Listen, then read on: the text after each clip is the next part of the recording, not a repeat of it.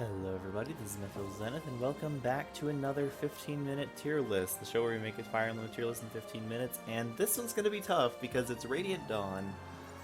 How do you tier Radiant Dawn? First of all, how do you just tier it in 15 minutes? Second of all, once again, the tier list has some unplayable characters on it, so I'm not going to be tiering them. But even just the playable characters, it's nearly the entire cast of Path of Radiance, plus like 20 more characters.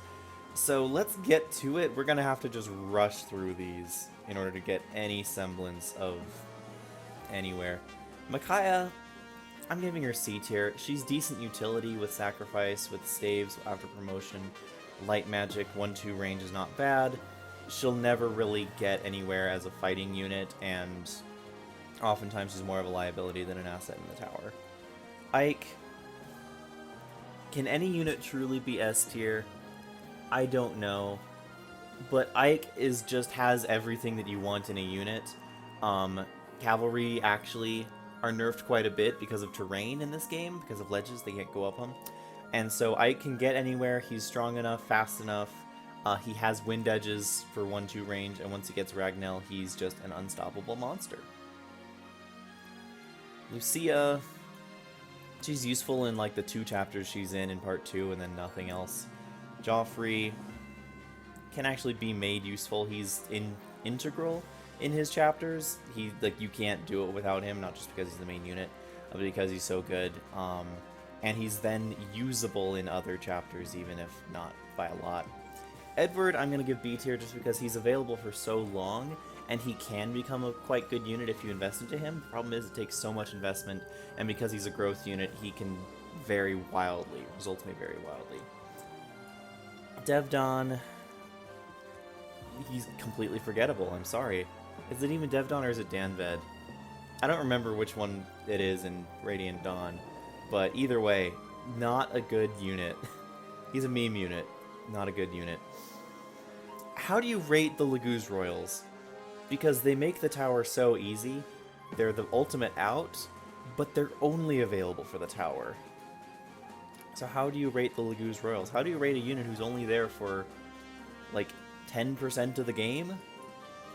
Even if they absolutely dominate that 10%. I'm sorry, Gareth, but seeing 2 chapters instantly makes you F tier. Even if you're not as bad as people say, I still think that in a tier list situation you're not good. Skrimir sees at least a little bit more action, a little bit more availability. Tabarn sees more availability and is integral in those chapters. Nasala, I'm gonna say something like that, though you could argue that. That's kind of where I'm putting the Laguz Royals. Niluchi, he's C tier. He's never good when you have him, but he's always usable, I guess, until part 4, when most units aren't usable.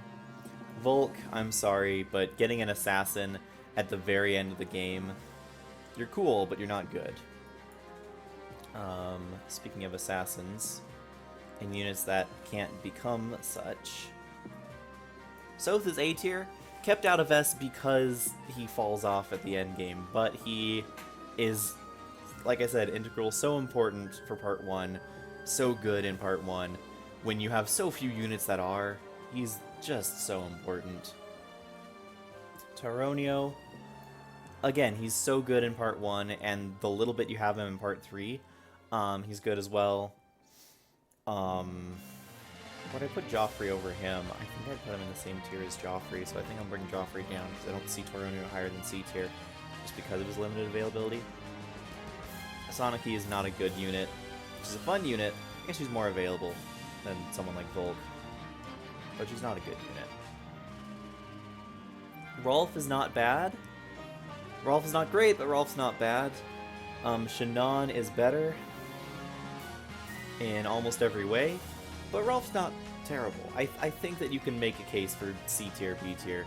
You could also make a case for D tier, C tier, or D tier, B tier, if you think that they're that different. I don't think they're that different. Most of the time, I just sit them on ballistas, and they at least have something to do. Peleus is a horrible unit. He's a wonderful reward for having played the game through at least once and deciding to play it through again. Raphael, how do you rate the Herons in this game? I'm rating them something like this. Debating Raphael for S tier, but he's just not around enough, whereas Rayson is around in more key chapters. Raphael is around for like 2 chapters in Act 1 and then buggers off until the end game, whereas Rayson at least you have for several important chapters in Act 3. Ranulf has availability, he's a cat. Somewhat useful actually, somewhat usable. Not a terrible unit, surprisingly. And then you can half shift him and make him at least mediocre instead of great and bad.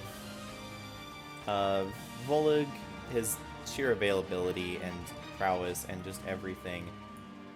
A tier, debating S tier. I think I'm just gonna keep him in A tier because to be S tier you need to be truly superior, like Har. I would not put Volug in the same tier as Har, but I could argue Ike at the same tier as Har. C tier for Heather, because stealing things is important, but not vital.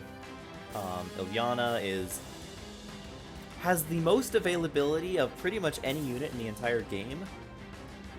So for that, I'm going to put her in C tier for her potential. Even though she's slightly over-leveled for Act 1, so she doesn't gain experience very fast, and then she's horribly under-leveled for Act 3. Yeah, that's about what I'm saying. Nephany, I've always found to be a good unit, great availability, really solid, can be iffy on growth sometimes. Aaron, C tier, solid unit if you give him the experience. The debate is, who do you give experience to in the Dawn Brigade? Astrid, poor Astrid, just can never really get anything going because she's available for so little of the game and so underleveled when you finally get her back. Boyd, debating A tier, but I think I might just give him B tier because he's good, but he's not fantastic, and you know, Grail Mercenaries is important, but you have other better units like Ike and Har. And so he gets outshone. Bastion comes in at the end game and is not useful. Elincia is very good for the chapter she's available in, especially with the Amity. Just make sure to remove Mercy off of her. Braum, again, solid filler, does his job well in the chapters he's in. You're not really going to deploy him after that, but you might. You might, actually. Debating C tier for him. I think I'd put him on the same tier as Gatry, because while Gatry's not available in Act 2, he makes up for it by being just the best Armor Knight stat-wise, by far. He's surprisingly fast, surprisingly strong, durable. He's everything you want in a unit, except for he can't move as well as you'd like him to. The Hawks are actually quite good in this game. They come a little bit late, and you don't have the best control over them. But they're solid. They have Kanto. They're pretty good. Unlike Vika, who comes in for 2 chapters and then buggers off until the very end game, at which point she gets one-shot by everything. Same as Tormod. Poor Tormod. He comes in for 2 chapters where he can't gain experience and he's overkill, and then he suddenly can't survive a hit. Khalil, give her D tier because there's good stuff to do with her in Act 2, and then you could bring her into Act 3 some chapters, I think, or is it only 4? Either way, Khalil as a mage with like bolting can do some stuff. Leonardo, I'm gonna put D tier just because archer locked, 2 range locked in a setting where almost all the enemies you're fighting are 1 range is a bad thing, and there's not a lot for you to do. There's not like a ton of ballistas or anything for him. Sigrun, only Act 4 availability. I guess maybe there's like 1 or 2 chapters in Act 3. Same with Tanith. Not terrible units, certainly very useful in the desert chapter, but that's about it. Mia, should I put Mia A tier? She's very good, but she's pretty similar to Boyd. She just has more speed, and Boyd has more strength. Boyd has axes, which generally are seen as better, but swords have wind edges. But she just kind of struggles to actually one round because her strength is just not quite where she needs to be, whereas Boyd struggles to double. His speed is not quite where it needs to be. Morim, I'm going to give E tier because when he comes back, he's actually potentially useful. Once again, Morim just carries by stats so hard. I'll give Mordecai C tier because Smite, Tiger, a lot you can actually do with him, and his defense is insane. So if you choose to invest in him, he actually becomes a very mobile wall. Meg, on the other hand, I'll give D tier just because she's available for so much, and so you can make her into something. Why would you want to, though? I've tried. I've done it. I had a Marshall Meg with a Londite in the endgame one time. It did not pay off. Did not pay off. Same thing as... Well, not same thing. Mist also never pays off. She just... The Floret, why does it not go off magic? I don't know. Just not a good unit in most stretch of the imagination. She lost her horse. And I'm debating if that makes her better or worse. Because the Grail Mercenaries face so much terrain, so many ledges, that having a horse can sometimes be a detriment. As seen by a unit like Oscar, who just kind of can never really get the places he needs to be, even though he's a solid unit. There's a lot of chapters where he's good, but there's one or two key ones where he just can't participate. Kieran has that Joffrey problem. He's a great unit in the chapters he's in, but he's not in a lot of chapters. I guess I'll put an E tier because you could theoretically use him. Same with Lyre and Leith. Leith will get D tier because she's at least in Act 2 and can do some stuff there. Nyla, most available Laguz Royal out of all of them, definitely deserves her B tier. If she was in any more chapters, she'd be an easy A tier, but she's just not. Nolan, I've never had a good Nolan. All my Nolans have been strength screwed horribly. But I know that he can be very good. I know that he can just exist, and just with his bases, he's decent enough. Laura, you don't need staves in this game very much, because concoctions exist, and Vulneraries heal 20, and herbs have 10 uses. And yeah, there's just so much else going on that staff wielders are more of a liability. But I will say that Micaiah is a tier above her. And, Bloodtide. How do you rank Bloodtide being available for Act 4? And that's it. And not even all of Act 4, just a decent amount. Grifnaga. He's at least useful. If you raise him up, the dragons don't attack him. He's an easy, slow but easy way to kill Degencia. But not much better than that. Debating him, putting him in F tier, but I think that he's reasonable enough. Just the payoff is not good enough as you would like it to be. Fiona, literally, who supposedly joins in Act 1, I've never seen her. She's only there for like one map. Can be trained into a usable Cavalier, but the terrain, the swamp, the ledges, why would you bother? I'm gonna stick you in E tier just because I think you're so forgettable. Jill,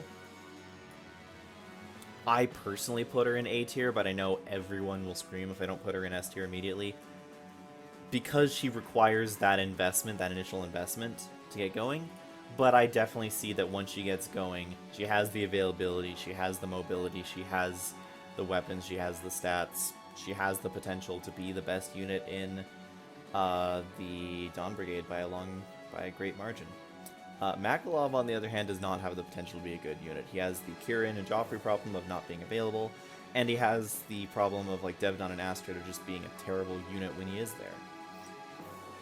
Marcia at least has a little more availability and has some flyer utility. We're almost done. Riss, I'm gonna put him in the same tier as Mist because they're very similar. Riss can use some more staves. Sure, can use them better because of higher magic. Sure, don't really find it all that useful. Oliver, he's a meme unit. I actually got Oliver to join in my first blind run. And I thought that he was about to kill Raphael or something bad was about to happen, and then he joined me, and I'm like, wait, what? That's hilarious. Soren, I'll give C tier. He's useful. He's certainly not unuseful, but mages suffer a lot in Radiant Dawn because low power weapons, enemies have high HP values and decent resistance, and their low durability just makes them vulnerable. Stefan is available for so little, he has the Volk problem. He's only available for like half of one chapter, and then it's endgame. Titania, easy A tier. Not really able to put her in S tier because while she's good, she's no Har.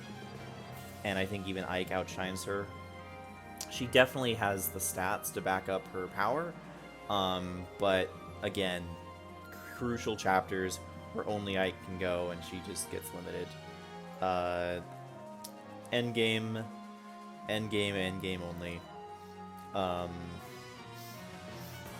Pretty useful unit. I'm going to put him right next to Edward, because they're very similar. I've used both into endgame, and I find them both can be good if you want them to be. And then Renning has the unfortunate position of being an endgame unit who is worse than the Labuse Royals, but can only be deployed alongside or instead of them. Not worse by much, but he uses weapons, he struggles, he suffers like that. Anyway, that's my tier list in 15 minutes for Radiant Dawn. I got through this in just about 15 minutes, 16. Yeah, leave your comments down below. Don't forget to like the video, subscribe if you want more tier lists. I am pushing through. We're nearing... we're definitely into the second half of the game, second half of the tier list, so thank you for watching. This is Mithril Zenith signing out. Oh, and I almost forgot, the Black Knight is actually a playable unit. I'll give him forgettable tier. Okay, there we go. Good job.